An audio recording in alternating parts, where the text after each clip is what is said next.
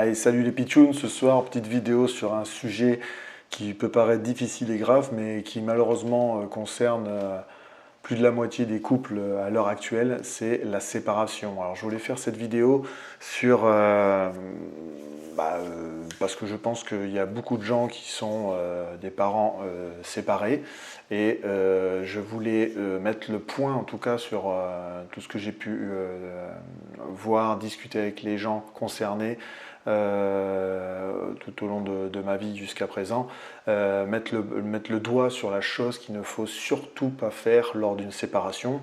Alors déjà en petite introduction, au-delà de l'impact d'une séparation, de l'impact que ça engendre sur la maman ou sur le papa, mais également et bien évidemment sur l'enfant, c'est pour ça que je fais cette vidéo, je ne vais pas faire de comparaison pour savoir qui souffre le plus. Les deux parents souffrent, l'enfant bien évidemment, ça dépend par rapport à son âge, va accepter la situation en son temps et avec la compréhension qu'il en a, mais ça va impacter aussi votre enfant, puisque si par exemple votre enfant est mineur, demain il faudra lui expliquer de manière honnête le pourquoi de la séparation, et il faudra l'accompagner et l'aider pour passer cette situation, pour que, on va dire, il soit le moins impacté possible et qu'il ait toujours un papa et un maman qu'il aime, et ça c'est le plus important.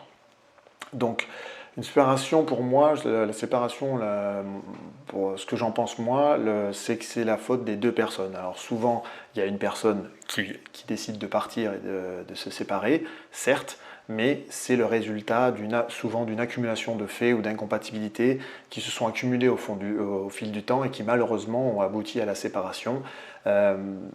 Si en plus, au milieu de tout ça, vous avez le fait que vous n'avez pas pu en discuter ou vous n'avez pas une communication qui a permis de résoudre le souci, ou que vous n'avez pas, par exemple, fait appel à des spécialistes par l'intermédiaire d'un conseiller conjugal ou autre pour essayer de rattraper les problématiques, là oui, on arrive malheureusement des fois à la séparation.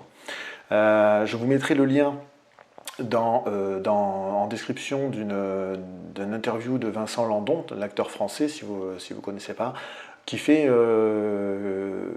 a réfléchi et qui pose de bonnes bases, je trouve, sur la vie de couple, avec lequel je suis entièrement en accord. En résumé de la vidéo, je vous laisserai aller voir ça après avoir fini la mienne, bien sûr, c'est qu'en fait, il vaut mieux être en accord avec soi-même et être heureux seul, par exemple suite à une séparation, que malheureux à deux, et donc accumuler de la frustration, de la colère, des regrets, enfin tout ce qu'on peut avoir, sachant que dans ce cas-là, on va aussi impacter l'enfant, parce qu'il verra malheureusement des parents qui sont tristes, ou des parents qui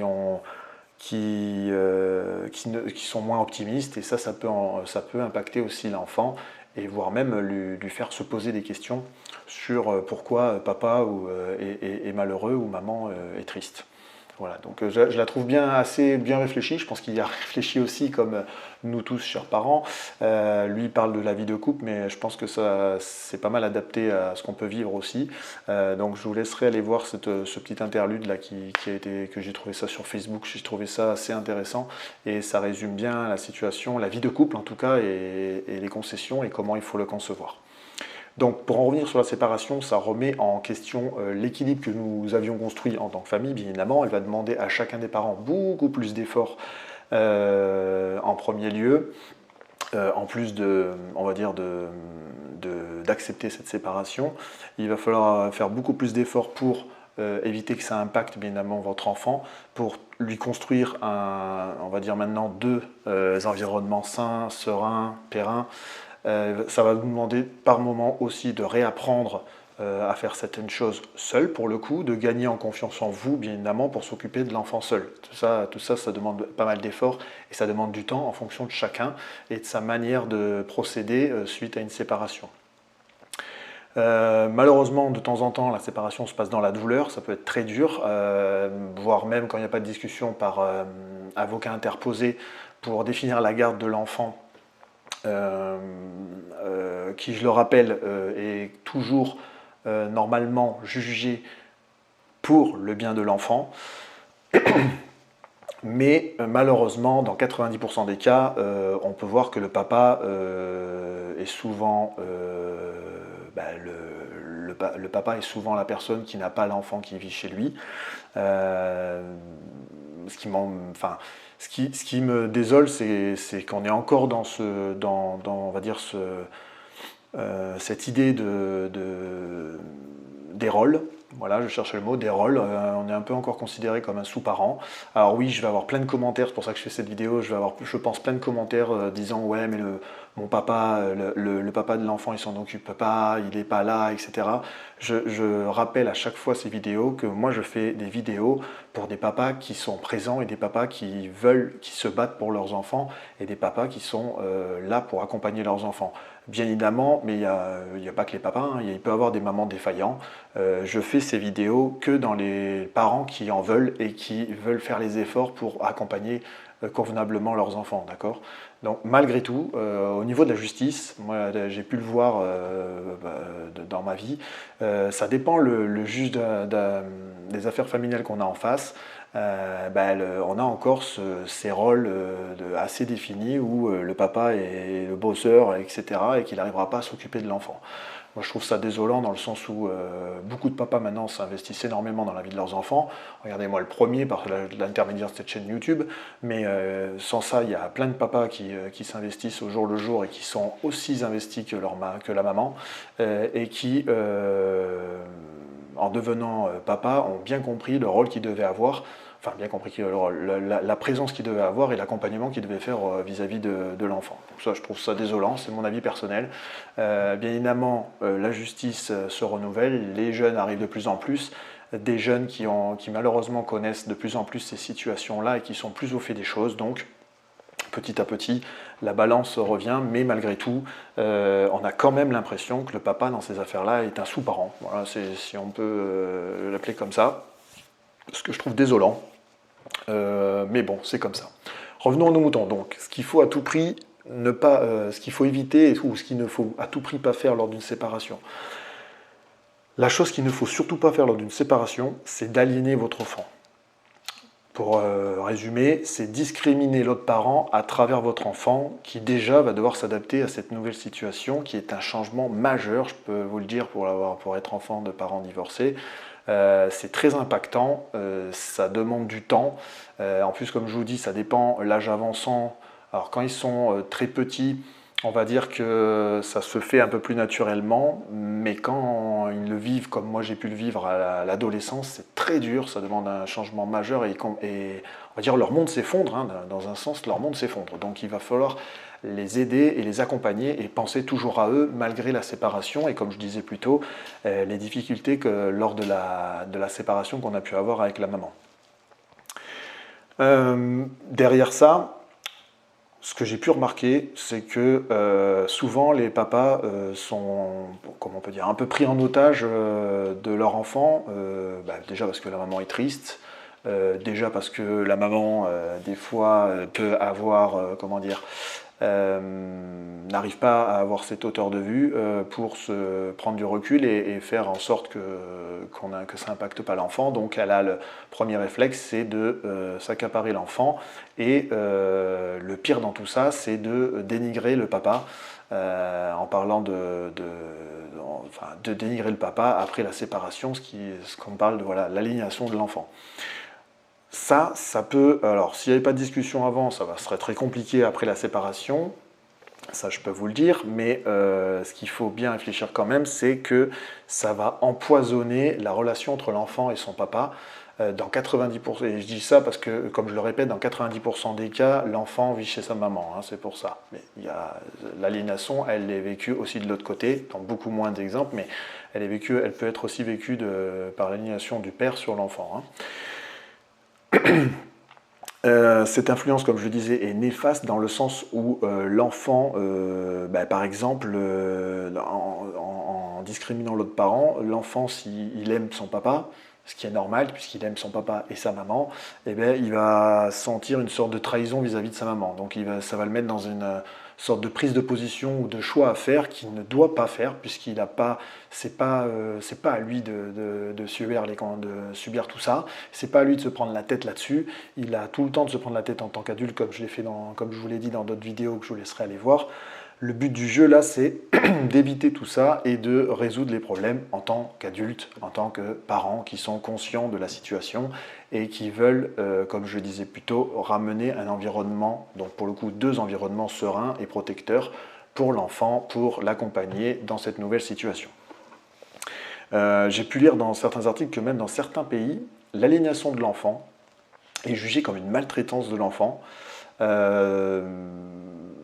Alors moi, pour les cas sévères, je suis d'accord là-dessus, dans le sens où si la maman, par exemple, discrimine le papa à longueur de journée, ou enfin en fait, si elle utilise son enfant comme dévidoir, l'enfant, il va avoir des dommages à long terme, voire s'il faut irréparables.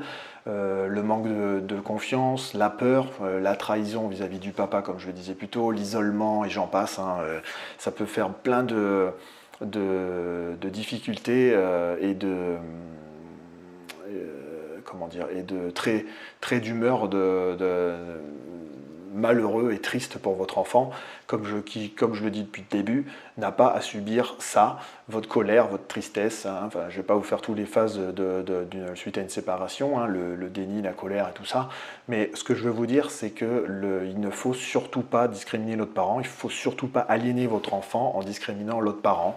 Lors d'une séparation. Il faut être plus grand que ça, il faut savoir prendre du recul. Oui, on est triste, oui, on est peut-être en colère au vu de la séparation, comment elle s'est passée, mais l'objectif, c'est que toujours le papa et la maman soient présents dans l'environnement de l'enfant pour l'accompagner et continuer à jouer ce rôle qu'ils avaient quand ils étaient en couple. D'accord ? J'ai pu le voir aussi à travers des articles avec des gens avec qui j'ai pu parler, que cette aliénation était constatée chez la maman souvent par un manque de contrôle ou une peur excessive. En fait, elle réagit naturellement ou inconsciemment, je ne sais pas, en distillant des messages discriminants à l'enfant, faisant passer le papa pour un incapable, une personne dangereuse, voire pire. Bon, là, pour le coup, que ce soit papa ou maman, ces défaillances-là, déjà, normalement, elles engendrent dans le couple des difficultés, des incompatibilités, on va dire des disputes, enfin tous ces manques, ces problèmes personnels, enfin psychologiquement personnels, souvent engendrent déjà des situations qui doivent nous mettre la puce à l'oreille et qui doivent nous donner on va dire la force de consulter quelqu'un et de discuter avec un psy ou un conseiller conjugal, comme je le disais, pour régler ce problème, ou tout du moins le diminuer et arranger notre état d'esprit vis-à-vis de ça. Ça, c'est le fait un peu cause-conséquence, d'accord ? Mais très souvent, quand on est en couple, normalement, ça se passe bien, on prend le temps de se connaître. Comme je le disais dans d'autres vidéos, l'enfant, on le fait à un moment donné où tous les 2 parents sont stables, que ce soit personnel et professionnel, pour pas emmener, comme je peux lire dans certains articles que j'aime bien, un nouveau générateur de chaos qui est l'enfant, parce que lui, comme je vous l'ai déjà dit, déjà il n'est pas fait pour rassembler les parents, il est plutôt fait pour les séparer, et ensuite il va tout désorganiser, il va emmener un déséquilibre complet et il va devoir remettre nos priorités et retrouver un équilibre à 3, d'accord ? Et comme je le disais depuis le début de cette vidéo, je ne fais pas une généralité, il existe aussi des situations où c'est le papa qui est fautif et destructeur en ayant ce comportement vis-à-vis de l'enfant, d'accord ? Donc la séparation, comme je vous l'ai dit, c'est une période qui peut être difficile pour tous, mais difficile pour l'enfant, et il est important de prendre des mesures pour éviter cette aliénation parentale, que ce soit d'un côté comme de l'autre, et pour discuter au mieux, communiquer au mieux, on va dire, pour que ce soit pour la garde ou pour d'autres problématiques, pour emmenez toujours cet environnement d'accompagnement et de sérénité à votre enfant. Donc j'ai trouvé quelques conseils en concaténant plusieurs articles que je vais vous dire. Donc les conseils qui peuvent vous aider, ils sont assez, comment dire, ils confirment ce que je vous ai dit un peu plus tôt. Hein. Donc le premier, c'est éviter de critiquer ou de parler négativement de l'autre enfant en présence de l'enfant. De l'autre parent en présence de l'enfant. Gardez vos sentiments et vos opinions pour vous-même. Parlez-en à des adultes, pas devant l'enfant, s'il vous plaît. Ça, c'est aussi une erreur que je vois trop souvent. Et les parents, ils ont tendance à parler de tout et n'importe quoi devant leurs enfants. N'oubliez pas, les enfants, ce sont des éponges. Ils entendent tout, ils comprennent tout et ils font même du mimétisme. Donc, ils risquent de ressortir ça plus tard ou ils risquent de ressortir ça à d'autres enfants. Et vous aurez le droit à une convocation à l'école peut-être. Donc gardez tout ça pour vous, discutez-en quand l'enfant n'est plus présent dans la pièce, avec des personnes adultes, avec des professionnels s'il y a besoin pour carrément vous mettre tranquille. D'accord ? Et ne faites pas de l'autre parent un sujet de conversation avec votre enfant. Ça revient à ce que je disais avant. Arrêtez de... Je veux dire, je sais que vous êtes en colère, je sais qu'on peut être triste après une séparation, mais il ne faut pas que le sujet de la conversation principale et constante soit l'autre parent pour le dénigrer. Votre enfant n'a pas à subir tout ça. Votre enfant subit déjà assez le mal-être de cette séparation, hein, parce qu'il va peut-être se poser des questions ou quoi. Répondez-lui de manière honnête, mais ne faites pas de l'autre parent le sujet principal de vos conversations, surtout pas. Encouragez l'enfant à maintenir une relation avec l'autre parent. Assurez-vous qu'il ou elle sait qu'il est toujours aimé et soutenu par les deux parents malgré la séparation. C'est la base de la chose, c'est-à-dire que les deux parents doivent continuer à être présents dans leur vie. Si pour les papas que vous avez pu avoir des séparations difficiles, battez-vous pour être présent dans la vie de vos enfants, c'est méga important. Après, quand ils seront adolescents ou adultes, vous en discuterez de manière plus franche, mais quand ils sont mineurs, soyez présents, battez-vous pour être présents et pour avoir une garde qui vous permette d'être présent. C'est méga important que l'enfant voit les deux parents. Il faut arrêter de lâcher prise ou d'avoir une culpabilité qui vous écarte de votre enfant. Votre enfant, il doit toujours être aimé par vous deux, et donc vous devez être toujours présent vis-à-vis de votre enfant. Ne lâchez pas la prise, ne lâchez pas prise, battez-vous, ça va être très compliqué, épuisant. Vous allez passer un temps fou, surtout si la maman avec qui vous vous êtes séparés, vous communiquez mal, vous avez des difficultés de communication, ça va être long, ça va prendre toute une vie ça aussi, comme tout le reste dans l'éducation de l'enfant. Mais soyez présents pour qu'il soit toujours conscient que les deux parents l'aiment et le soutiennent, quelle que soit la situation. La troisième, c'est éviter de faire pression sur l'enfant pour qu'il choisisse entre les parents ou qu'il prenne parti dans la séparation. Ça aussi, pareil, votre enfant n'est pas l'arbitre, n'est pas le juge, il n'a pas à prendre parti pour l'un ou l'autre parent. Il aime les deux parents, il a un papa, une maman, il a deux parents, quoi. Il n'a pas à choisir entre les deux. Donc faites, là pour le coup, redevenez un peu adulte et n'essayez pas de vieillir votre enfant, qui souvent n'a pas la bonne appréciation de la situation, parce que malheureusement, des fois, c'est un peu brutal, ça peut être un peu direct et il n'a pas toutes les réponses, d'accord ? Donc ne faites pas prendre parti à votre enfant. Votre enfant, il doit vivre des bons moments avec son papa, avec sa maman. Moi, je vous donne un exemple, par exemple, à la sortie des classes pour la garde, si le papa doit aller chercher l'enfant à la fin de la semaine parce que c'est son week-end, eh bien, chère maman, n'allez pas à l'école aussi, parce que vous êtes sûr d'être confronté à une crise de choix comme ça, là, une prise de position, et votre enfant, s'il est mineur, il risque de pleurer, c'est persuadé. Et après, si en plus vous ajoutez à ça que la maman a un contrôle excessif ou une peur excessive de le laisser avec le papa, eh bien, elle peut le récupérer, par exemple, le prendre dans ses bras, et voilà, c'est encore le papa dans cette situation qui risque d'être dénigré parce que devant l'enfant, risque de passer pour le méchant. Donc s'il vous plaît, faites l'effort consenti et des compromis entre vous pour éviter ça. Et si vous avez des difficultés pour communiquer, eh ben, l'école est très bien pour faire le tampon, pour récupérer l'enfant et ramener l'enfant, par exemple.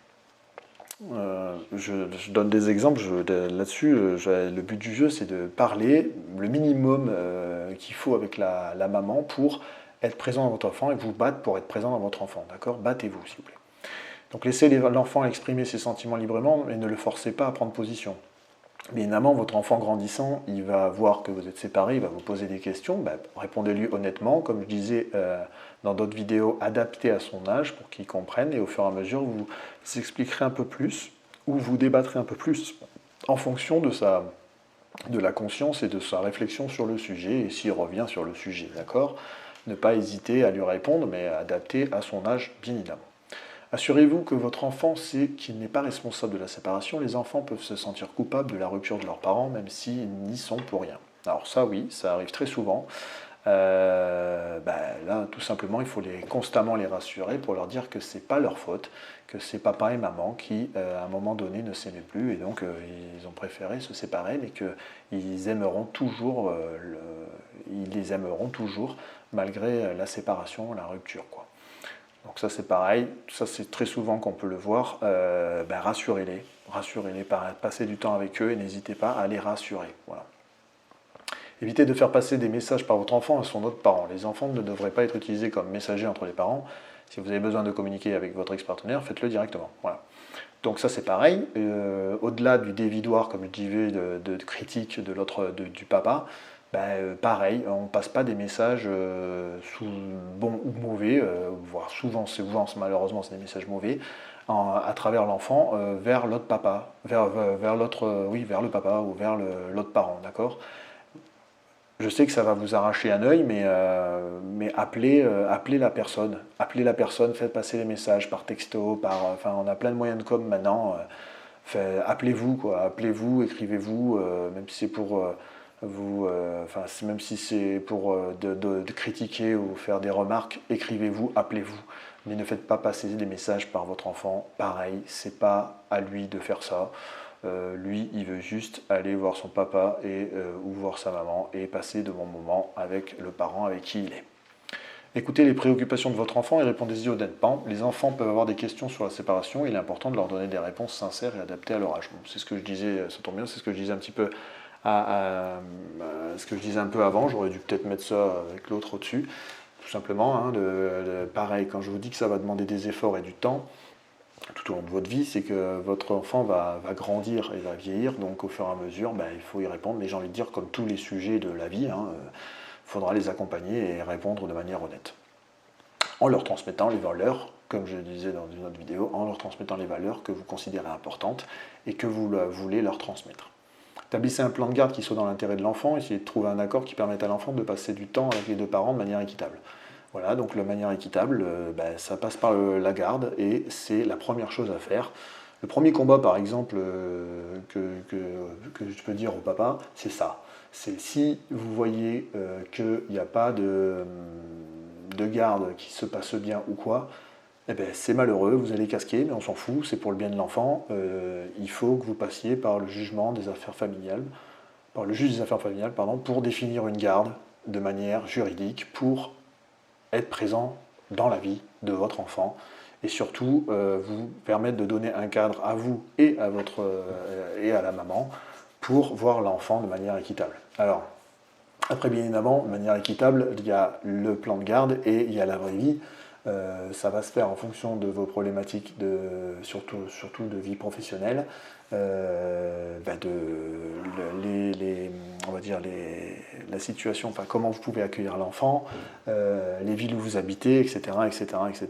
Donc il va falloir adapter tout ça, mais s'il vous plaît, ne lâchez pas et faites le nécessaire de manière juridique pour passer devant un juge des affaires familiales pour définir une garde.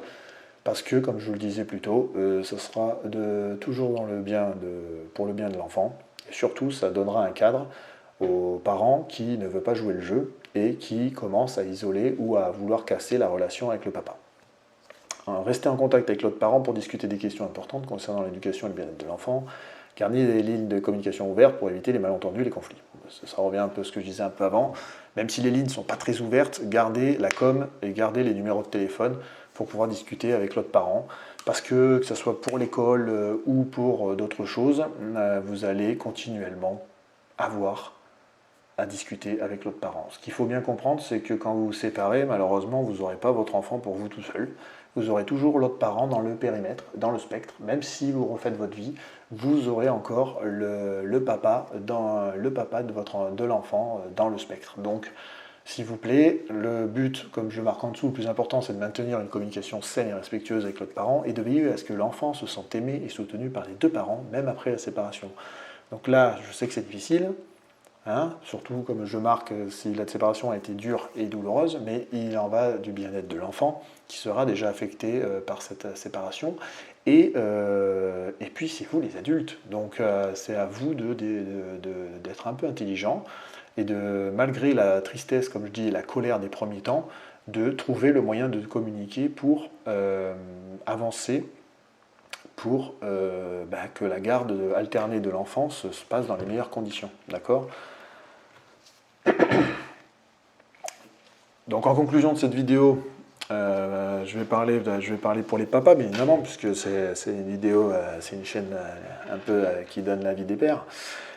Si vous êtes dans cette situation, cher papa, essayez de garder votre calme. Et le but est d'être présent, comme je le dis tout le long de la vidéo, dans la vie de votre enfant, de vous battre pour être présent dans sa vie. Vous devez vous battre pour ne pas perdre le lien,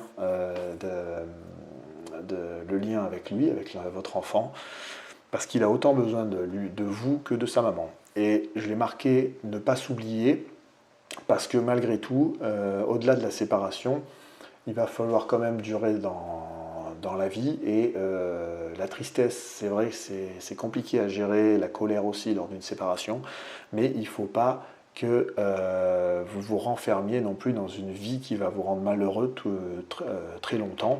Donc il va falloir trouver la force pour à la fois être présent dans la vie de votre enfant et à la fois vous reconstruire et avancer pour pourquoi pas retrouver quelqu'un d'autre avec qui vous entendrez mieux et reconstruire votre vie. Parce que comme je l'ai toujours dit, des parents heureux font des enfants heureux. Donc malgré votre séparation, si vous êtes heureux, votre enfant sera heureux. Et on va dire, vous aurez, on va dire, un meilleur état d'esprit pour ramener cet optimisme, ramener le fait que vous aimez votre enfant et d'être moins dans l'effort et dans la difficulté pour avancer. D'accord? Donc trouver le bon équilibre en discutant avec la maman, faire des concessions, ça je l'ai assez répété, c'est assez rapide. Le but en fait de toute cette vidéo, le fil rouge se finit là, c'est qu'est-ce que c'est que la séparation ne déborde pas sur la relation père, mère, enfant. En fait, c'est très compliqué, hein. Il y a des parents qui savent très bien le faire. Moi, j'ai même connu des parents qui ont construit des maisons à côté de l'autre après leur séparation pour vous montrer la prise de recul et la hauteur de vue qu'ils avaient. Ils se sont séparés pour le coup d'un commun accord et ils ont construit 2 maisons et l'enfant il allait d'une maison à l'autre. C'était assez rare pour le relever. Mais l'objectif c'est de nuire le moins possible à la relation entre le papa, l'enfant, la maman et l'enfant. C'est vraiment ça l'objectif et c'est que ça votre objectif. Même si il y a des difficultés de communication avec la maman, il faut que la relation avec votre enfant soit pérenne et continue. Il ne faut pas lâcher l'affaire, même si, comme je le disais plus tôt, on peut avoir des discriminations, voire des tentatives de casser ce lien avec vous. Il faut continuer à vous battre. Le but, c'est que la séparation soit une étape, certes, qui peut être traumatisante vis-à-vis de l'enfant, qui va l'impacter, mais dans laquelle papa et maman continuent à aimer leur enfant et à voir leur enfant pour lui expliquer la situation et avancer tous ensemble. Voilà, c'était une vidéo sur la séparation. Je sais que c'est un sujet difficile, mais il faut en parler parce que malheureusement, ça fait pas mal partie de la société actuelle. Beaucoup de familles sont recomposées et donc ont vécu une séparation. Moi, comme je le répète une nouvelle fois, je parle pour les parents qui veulent être présents et qui savent ce que c'est, qui veulent se battre pour leurs enfants.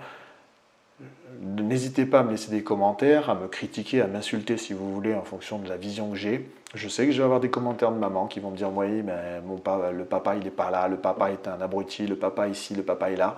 Ouais, sauf que des fois, je fais partie des gens que aussi les papas ont le droit de parler de ce sujet-là. Il n'y a pas le monopole de la parole et tout le monde a le droit de donner son avis. Voilà mon avis.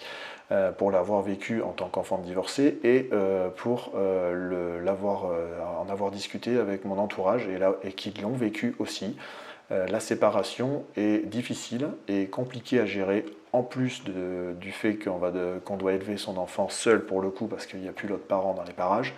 mais là, il ne faut pas casser le lien entre le papa et l'enfant, parce que l'enfant aura toujours besoin de son papa et de sa maman. Voilà, c'était mon mot de conclusion. Je vous remercie de me suivre toujours aussi nombreux. N'hésitez pas à mettre des commentaires. Allez voir le petit extrait de la vie de couple et comment définit Vincent Landon la vie de couple et le fait d'être heureux ou malheureux. Je la trouve assez réfléchie et pour le coup assez cohérente. Et je suis assez d'accord avec ce qu'il dit. Donc je vous laisse aller voir ça. Et sinon, n'hésitez pas à aller voir les autres vidéos. Et je vous remercie encore.